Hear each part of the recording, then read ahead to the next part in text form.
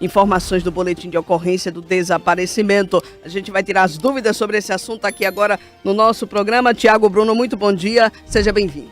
Bom dia, Né? Bom dia a todos os ouvintes. Muito bem, qual a importância da mobilização nacional de identificação de pessoas desaparecidas? Bem, esse é um assunto bem delicado para as famílias, né? A gente entende que a ideia dessa mobilização nacional, o fato de, na verdade, nós temos um banco de dados nacional de DNA, acaba contribuindo muito porque se um familiar, por exemplo, desaparece aqui na Bahia, se uma pessoa desaparece aqui na Bahia e tem um familiar lá em São Paulo, digamos, através dessa integração entre esses bancos de dados e dessa mobilização nacional, a gente consegue coletar amostras de uma pessoa, de um familiar lá de São Paulo, e se essa pessoa desapareceu aqui na Bahia, ela vai conseguir encontrar, né, caso ela esteja já no banco de dados. Então, essa visão nacional que a gente consegue ter acaba sendo muito importante e trazer esse conforto, né, para a família de poder encontrar o familiar. Como é que funciona essa busca pela pessoa desaparecida? Pronto, a gente realiza, né, essa coleta, como a senhora falou, né, de maneira indolor. A gente envia lá para os institutos de genética forense, no caso daqui lá em Recife, aqui em Pernambuco. Essa amostra é processada, né, a gente consegue extrair o DNA dessa amostra. Ela é inserida no banco de dados, né, tanto no banco de dados local de perfis genéticos, quanto no banco de dados nacional, como eu falei. E a partir disso o sistema automaticamente realiza a análise, a varredura dos perfis que já estão, seja de pessoas vivas, seja de pessoas encontradas mortas, e não identificadas, né, que estão lá no banco de dados, e com isso é feita essa comparação.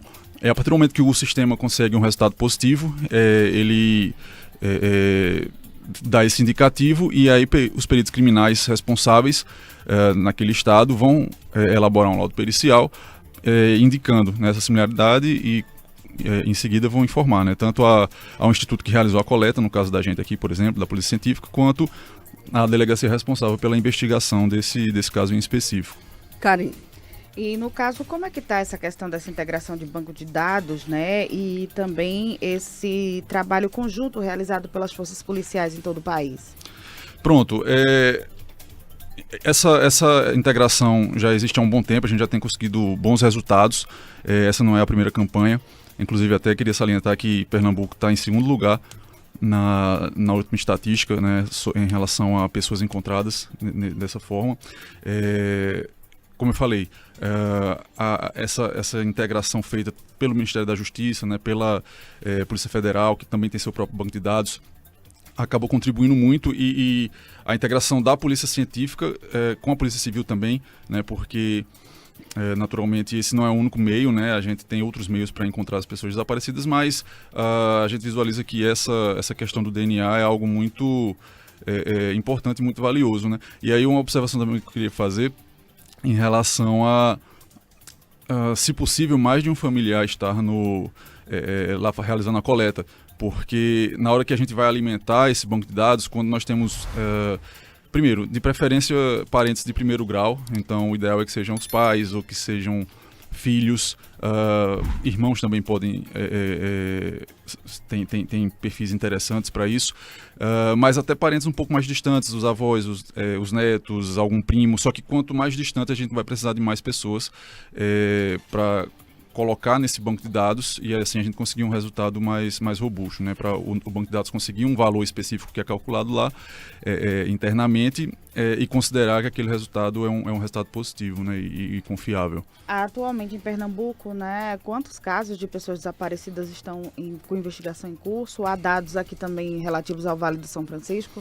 Pronto, em relação eu vou ficar devendo essa informação mais específica, mas um dado, como eu falei, né, que Pernambuco está em segundo lugar, então nós tivemos desde o início dessas campanhas 83 casos já positivos, e isso numa informação de março, num relatório de março, né, que foi o que colocou Pernambuco em segundo lugar, atrás apenas do Rio Grande do Sul, mas nós já tivemos pelo menos mais 15 casos esse ano que já devem estar no próximo relatório. Então, a gente tem tido resultados muito, muito importantes, muito animadores. Muito bem. A doação, ponto de coleta, é aonde aqui? Pronto, aqui em Petrolina, no IML, aqui de Petrolina, ali no Ouro Preto, né, junto à delegacia do Ouro Preto, eu até queria aproveitar também para chamar a atenção para o fato de que nós, no Instituto de Criminalística, nós vamos ter duas equipes, né, se deslocando tanto para Cabrobó, amanhã, das 14 às 17 horas, e para Afrânio, quinta-feira, também das 14 às 17 horas, em ambos os casos nas delegacias dos municípios. Então vai ser uma oportunidade, por meio dessa campanha, de a gente levar a equipe mais próximo da população, para quem de repente tem alguma dificuldade para vir até Petrolina fazer essa coleta. Há alguma orientação, algum preparo para a coleta desse material? Não, até existe a dúvida se precisa de jejum, alguma coisa assim, não precisa. A gente precisa apenas que seja levado um documento, né, de identificação do doador ou dos doadores. No momento que chegarem ao local de coleta, a gente vai realizar uma breve entrevista, basicamente para preencher um formulário, acho que algo em torno de 5 minutos. A coleta também é muito rápida, é um processo que ao todo deve tomar menos de 10 minutos da pessoa. E ampliando, né, um pouco o nosso tema, essa questão do uso do DNA pela polícia científica, né? Como é que está sendo feito esse tratamento? A gente sabe que tem um banco nacional, inclusive, né, das pessoas que estão dentro do sistema prisional. Como é que é essa realidade hoje? Como isso tem auxiliado também na elucidação de crimes? Pronto, a gente tem um banco de dados à parte para essa questão criminal. Sempre que nós vamos a locais de crime, seja de arrombamento, seja de locais de crime contra a vida mesmo, o perito do local, né, vai realizar a coleta ali das amostras, enfim, vai localizar os pontos ali que tendem a ter o perfil genético do criminoso e vai encaminhar também para o Instituto de Genética Forense aqui de Pernambuco. Lá vai ser processado e, mais uma vez, vai ser feita uma análise, vai ser feita uma comparação com os perfis já coletados, né? Muitas vezes, por exemplo, no caso a gente faz a coleta de presidiários de determinado tipo de crime, de determinados tipos de crimes.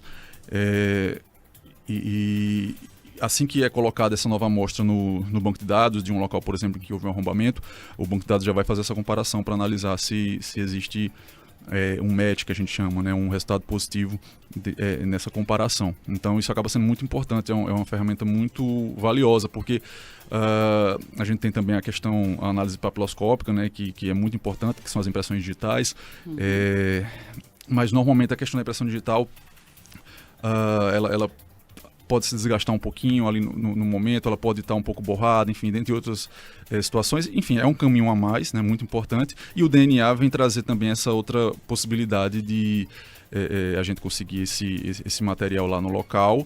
E muitas vezes a investigação pode nem estar nesse caminho específico para aquela pessoa, para aquele suspeito. Mas aí por meio dessa análise com o DNA, por meio do banco de dados, a gente vai conseguir extrair essa informação. E são bancos de dados diferentes, então isso aí também é uma dúvida. A pessoa que vai doar para essa campanha, né, de identificação de pessoas desaparecidas, ela não vai, esse perfil genético dela não vai estar relacionado a qualquer situação também criminal. Tá aí, né? Então reforçar realmente essa campanha e o convite também para os familiares aproveitarem também esse chamamento, não é isso? Isso. Eu queria só também acrescentar que se o familiar tiver alguma itens pessoais, itens de uso pessoal da pessoa desaparecida, por exemplo, uma escova de dente, de repente um dente de leite que às vezes as pessoas guardam, enfim, tiver materiais específicos que possam conter o DNA dessa pessoa, elas podem levar também para o ponto de coleta, que vai ajudar nessa identificação. Muito bem, muito obrigada, Tiago. A gente agradece, dispensa sempre aqui do Nossa Voz, tá? Eu que agradeço a oportunidade. A gente agradece. São 7h26, vamos seguindo aqui no Nossa Voz. Olha, tá tendo manifestação lá no Trevo do Ibó desde o início da manhã de hoje. Assentados aqui do sistema Itaparica voltam